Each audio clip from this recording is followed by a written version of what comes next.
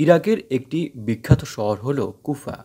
শহরটি বাগদাদ হতে প্রায় ১৭০ কিলোমিটার বা ১১০ মাইল দক্ষিণে এবং নাজাফ হতে প্রায় ১০ কিলোমিটার উত্তর পূর্বে ইউফ্রেটিস নদীর তীরে অবস্থিত।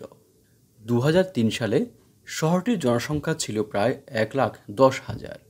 সামাররা, কারবালা, খাদিমিয়া, নাজাফ এই চারটি ইরাকি শহরের সাথে কুফা শহরটিও শিয়া মুসলিমদের জন্য তাৎপর্যপূর্ণ। ৬২২ হিজরি থেকে পরবর্তী প্রায় ১০০ বছর ধরে এই শহরটি গড়ে ওঠে। এটি ছিল ইসলামের চতুর্থ খলিফা হজরত আলী রাদিয়াল্লাহু আনহুর চূড়ান্ত রাজধানী। এই শহরে রয়েছে সপ্তম শতাব্দীর মধ্যে নির্মিত ইসলামের প্রারম্ভিক কালের একটি মসজিদ, যা কুফা বড় মসজিদ নামে পরিচিত।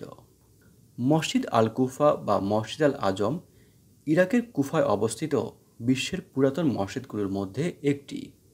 সপ্তম শতাব্দীতে নির্মিত এই মসজিদটিতে হুসাইন ইবনে আলীর চাচাতো ভাই মুসলিম ইবনে আকিল, বোন হানি ইবনে উরওয়া এবং সাহসী যোদ্ধা মুখতার আল সাকাফিয়ের সমাধি রয়েছে।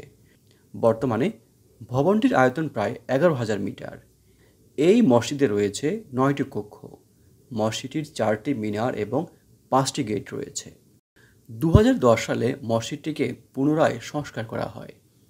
মসজিদটি স্বর্ণ, রৌপ্য এবং বহু মূল্যবান পাথর যেমন হীরা এবং রুবি দিয়ে সাজানো হয়েছে এবং মসজিদটির প্রতিটি কোণায় যে কোনো ব্যক্তি ইয়া আলী লেখা খুঁজে পাবেন।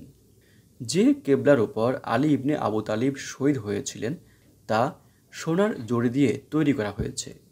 জড়িটি স্বর্ণ, রৌপ্য, রুবি এবং হীরার সমন্বয়ে তৈরি করা হয়েছে।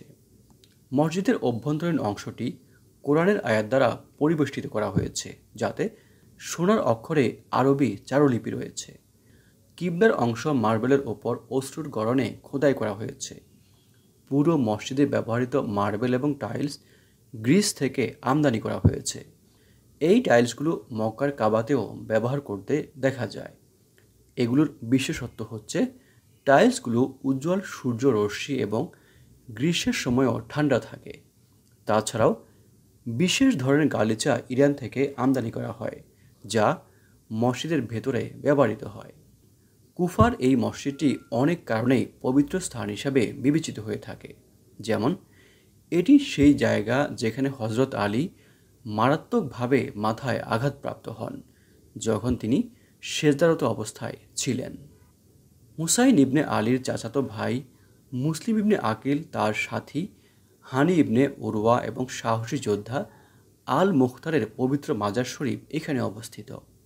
মসজিদটিতে কিছু নির্দেশিকা রয়েছে, যেগুলো নির্দেশ করে হজরত আলী সভা পরিচালনা, অলৌকিক কাজ এবং কোথায় জয়নুল আবেদিন এবং জাফর আল সাদিক নামাজ আদায় করতেন।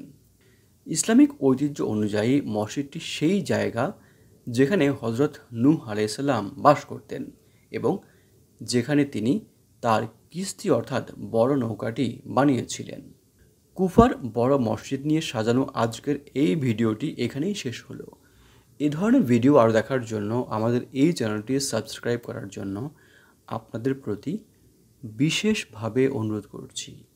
আপনারা যেখানেই থাকবেন অনেক ভালো থাকবেন, সুস্থ থাকবেন।